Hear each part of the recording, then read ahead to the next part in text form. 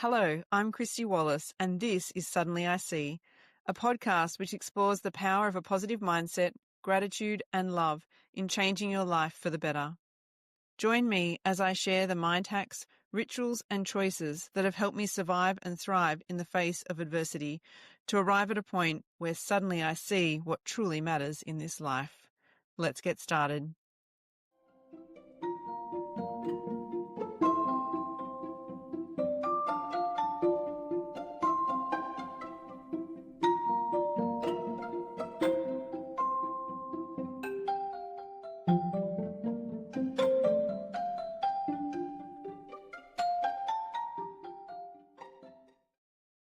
Hey everyone, welcome to episode 9, Radical Gratitude.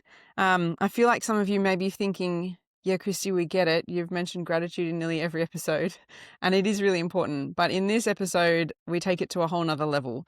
And I'm hoping in sharing this that it really amplifies for people how revolutionary gratitude can be in your life, but also how in changing your own mindset to be grateful, you can actually ripple out and start to influence the people around you and your community as well. So, as I'd mentioned in previous episodes, gratitude, we started small, it was 5 things in hospital, and from there it evolved. And we started doing things like with our kids, what's the favorite part of your day? Obviously, Paddy couldn't talk at that point, but we were focusing in on that with Audrey as well, because it was a good opportunity for us each day to make sure we were practicing our gratitude. And the key thing in life I'm realizing more as I get older is it's not necessarily the big things that we do that really change our life, but it's the small things that we do consistently that actually redirect us in the most incredible ways. And so starting small was where it needed to begin. And that's something I've continued to this day to do. And it keeps me on my path, I think, with gratitude.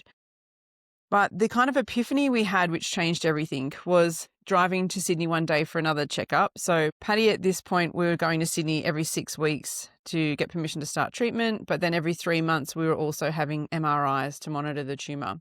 And it was these MRI trips that we were heading to Sydney. And I was reading out a message to Fred. And so what would usually happen is on our drive up, we'd be, 20, 30 messages of family, friends, people we knew in the community, wishing us good luck for our MRI and hoping everything went well, and thoughts and prayers and all the things. And so I'd usually read them out to Fred just so he knew what other lovely message we'd received. It was at this point when I finished reading one of these out that I said, can you imagine if we just made a list of all the people who send us messages or are thinking of us when we go to Sydney? It's just incredible to think how many people take the time to reach out and wish us well.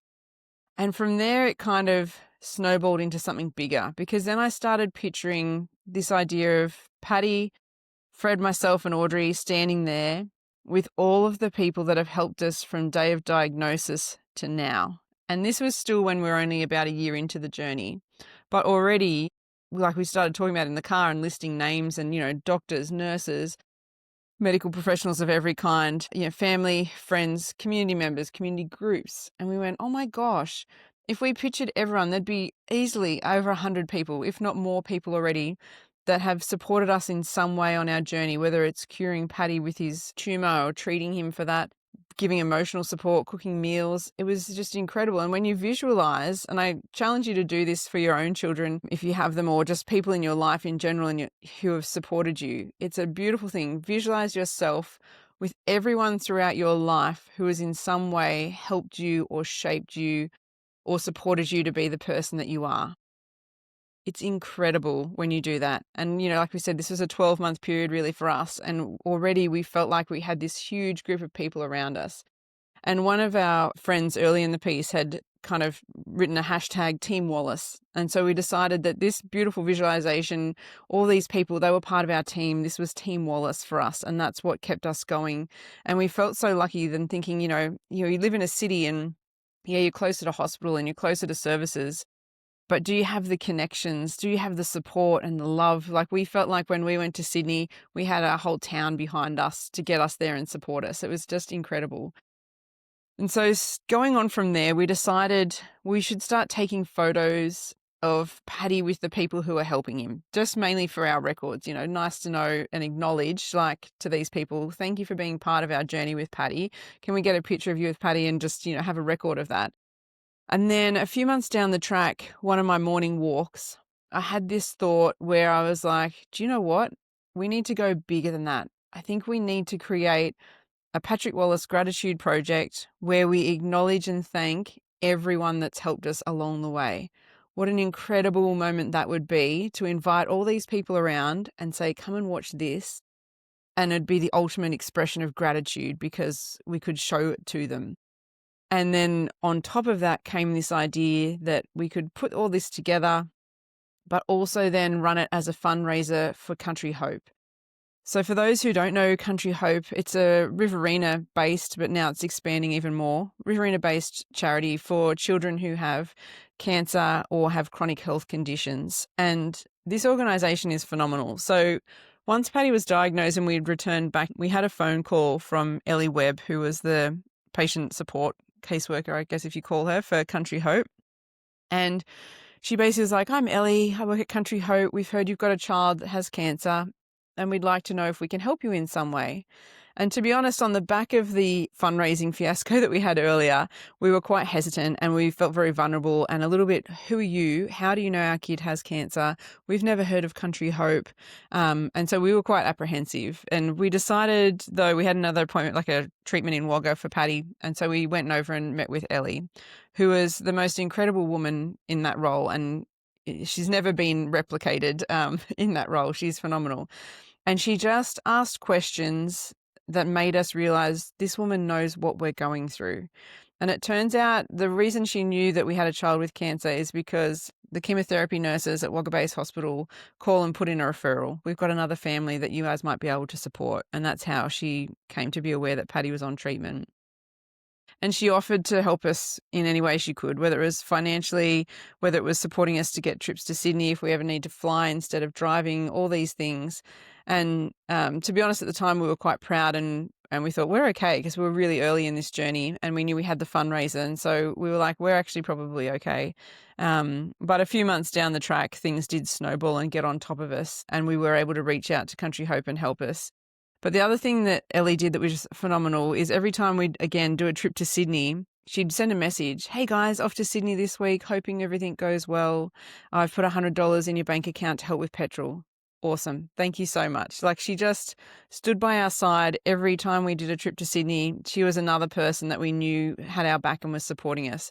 And so the idea that we could now combine all these things and do a gratitude project, but also give back to a charity that did so much for us during our time on treatment, just was really empowering for us to know that we could now give back with this project as well as acknowledge everyone around us. So I set to work basically just with PowerPoint.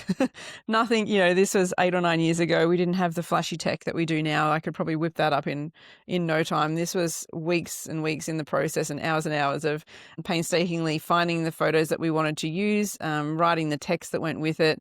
And we decided to do it showing Paddy's journey. So from diagnosis right through to him ringing the bell, and then our gratitude at the end where we got to acknowledge everyone that helped along the way.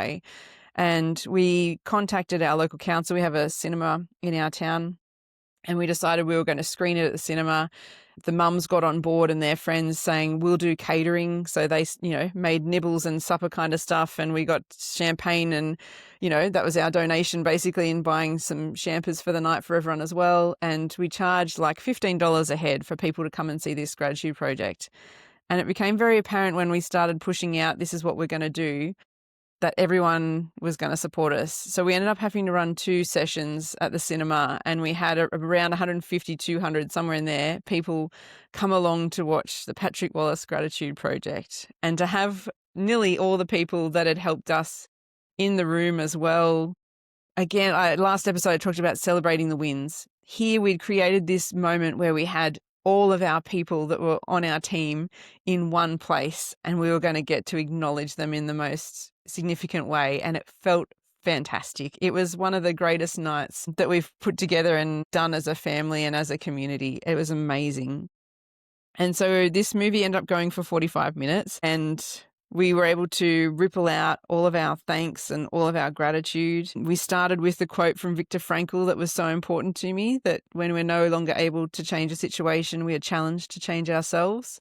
And then we basically showed all of this shift along the way from the horror of diagnosis right through to the gratitude. And at the very end, we finish with this line saying, "So what will Paddy be when he grows up?"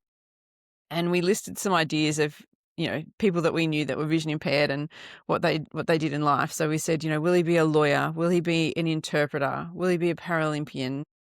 And then we concluded with this line that says, "We don't know what he will be, but for now, he will be loved, he will be supported, he will be encouraged, and he will be included. And with that, he will be successful no matter what he chooses to do in this life." And for me, that slide was everything. Yes, we got to do the gratitude and it was great, but here we are saying this is exactly what we expect for our son and what we know to be true. And when you have a community or a town sitting in there to watch this going, fair enough, that's what this kid will be, without realizing at the time, it was just very much, this is what we believe. But I see now in hindsight how that very much set a mindset for our town and our community. Don't write this kid off. He's got challenges. He's been through a tough time, but we can love him. We can support him. We can include him. We can empower him. And that's 100% what our town and the people around us have continued to and tried to do throughout this period of time. And I think it's important to share that because it just shows the impact that one person, one mindset can have when you're willing to share that with people around you and include them in on that process. So the takeaways for this episode, the first one is that there's something good in every day and we need to train our brains to find it. I've mentioned before, we have this negative bias. We're programmed to look for the problems so that we can fix them and improve and evolve. But just like we can be programmed for that, we can also retrain our brains to look for the gratitude, look for the good. Start with your kids. Do what was your favorite part of your day? What's something kind that someone did for you today? What was the best thing about school today? Teach them early to start searching for the positives. And it's really important. You can teach your kids this, but they're going to learn from what you do. And so you need to be modeling, you need to be looking for the good in every day as well, because that will have such a great impact on your family and your community. For me, one of the easiest ways, if you need somewhere to start, is spending time in nature.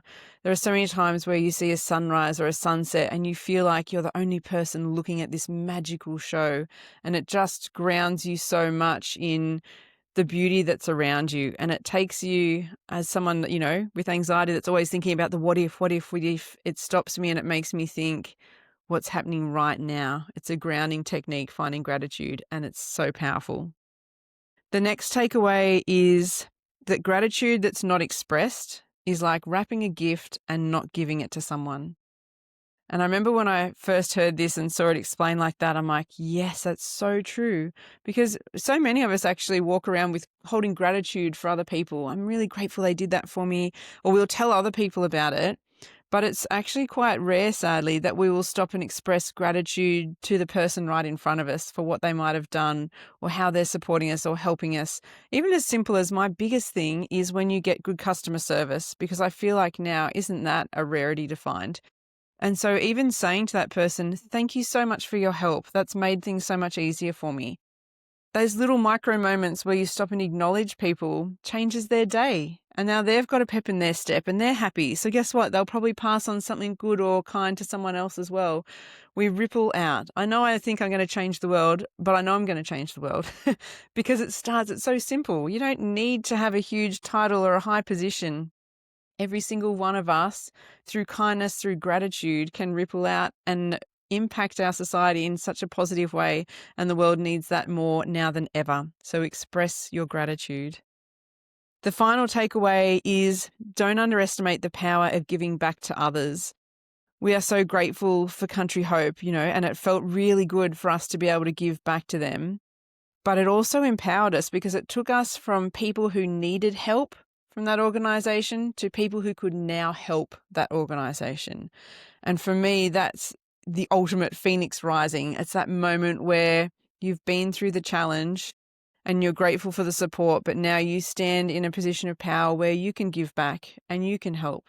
And so often a lot of us don't take on that role, and I think we can do that more as a society as well. So my challenge there is don't underestimate the power of giving back and looking for opportunities where you can give to others and improve their life as well.